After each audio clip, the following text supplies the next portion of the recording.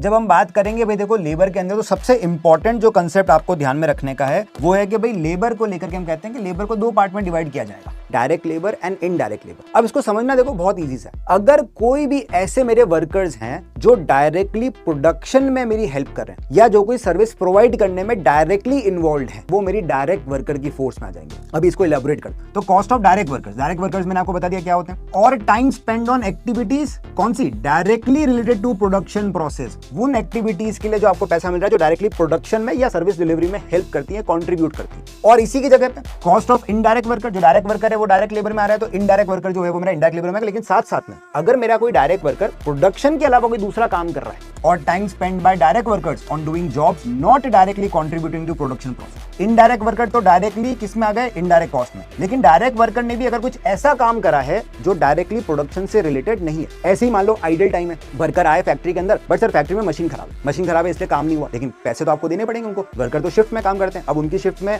मान लो 8 आवर की शिफ्ट है, 8-9 आवर की, उसमें से 4 to 5 आवर का टाइम वेस्ट हो गया, आइडल टाइम रहा क्योंकि मशीन खराब। वो वर्कर लेकिन फिर भी पैसे तो लेगा, तो वो जो मैंने आइडल टाइम का पेमेंट करा है वो कहां जाएगा, वो मेरी इनडायरेक्ट कॉस्ट में जाएगा। तो कोई भी ऐसा पैसा जो डायरेक्ट वर्कर को दिया जा रहा है which is not contributing to production process, वो भी इनडायरेक्ट लेबर कॉस्ट का पार्ट। तो डायरेक्ट वर्कर का सिर्फ वो पैसा जो डायरेक्टली कंट्रीब्यूट कर रहा है प्रोडक्शन के लिए और जो नॉर्मल पेमेंट है उसी को हम डायरेक्ट कॉस्ट मानते हैं, बाकी सारे कॉस्ट को हम इनडायरेक्ट लेबर कॉस्ट बोल देते हैं।